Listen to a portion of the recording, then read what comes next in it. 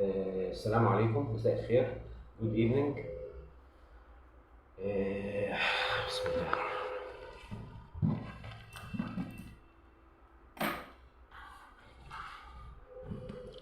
لابس لهم بامبا اسامه جويش بعد كل اللي عملوه ده. مش انت مش شايف هما بيعملوا ايه في البلد اصلا؟ كمان هتبقشش عليهم كمان. طيب ثانيه واحده بقى.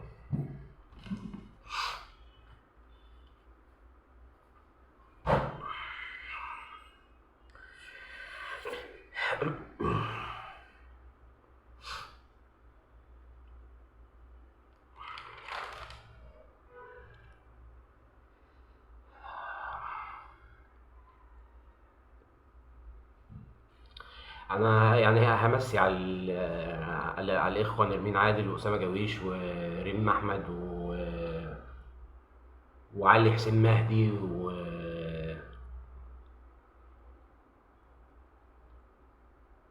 واحمد الجاسر واحمد رصد ودينا الحناوي وبس. ثانيه واحده.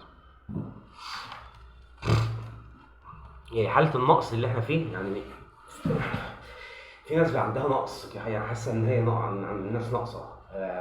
بيطلعوا نقصهم على اي حد. ثانيه واحده.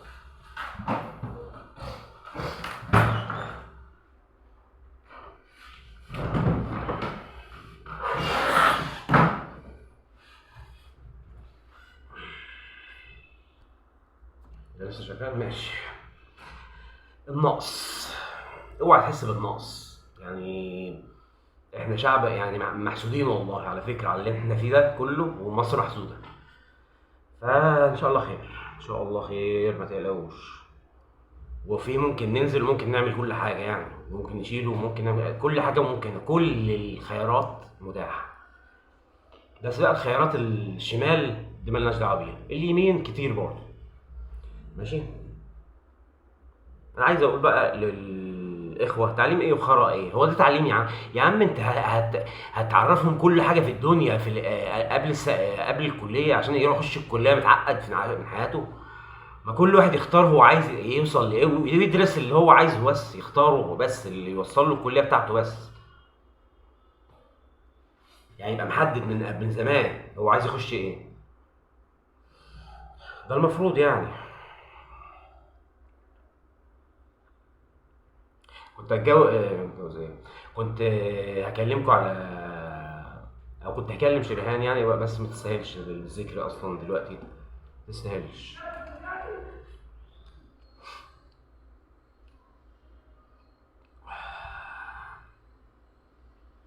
مين ابن الاحبل ده اللي بيشتم؟ ثانيه واحده بقى. ماشي.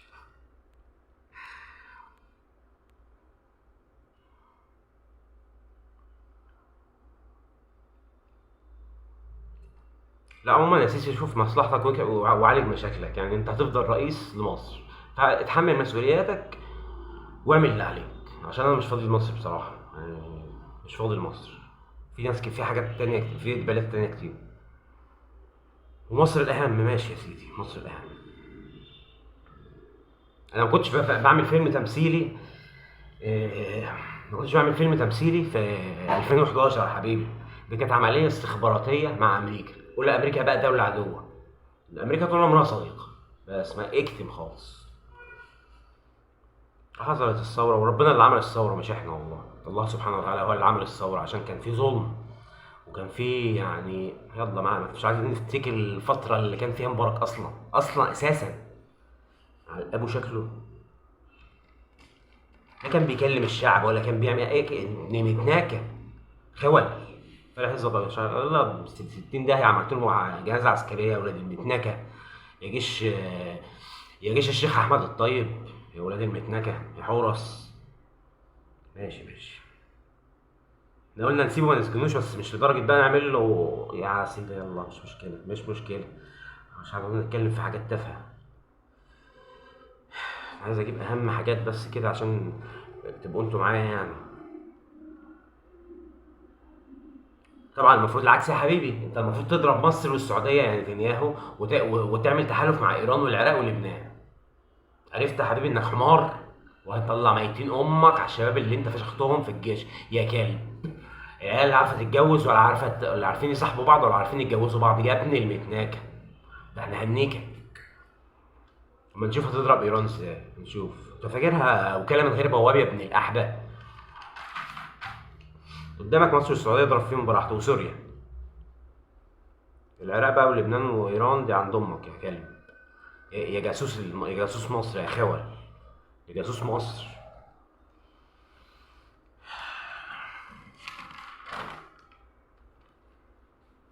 بعد ما بقى لينا بلد، جايين تعملوا ايه على ميتين ابوكوا يا اخي؟ على ميتين ابوكوا. والاسلام مفيش فيه حاجه صح غير الله اكبر، بس غير كده كله مفيش حاجه صح الا الله اكبر بس. حاجات كتير والله. أنا مش هقدر اتكلم في كل ده يا جدعان بصراحه. وشكرا انكم سمعتوني الخمس دقايق دول او 6 دقايق اهمت. إيه، ومسي تاني على اسامه جويش ونرمين عادل وريم احمد ودينا الحناوي ووائل غنيم واحمد ماهر واسماء محفوظ واسراء عبد الفتاح وكل الناس بقى اللي كانت شباب ايام الثوره. حركه شباب 6 ابريل ماشي. هي كانت ثوره شباب يعني، ما علينا من 6 ابريل دي يعني كانت ثوره شباب. فكنا شباب من 11 سنه، دلوقتي كبرنا. كبرنا ليه بقى؟ عشان نوقع كل يوم فرعون. قشطه قشطه. يلا سلام عليكم.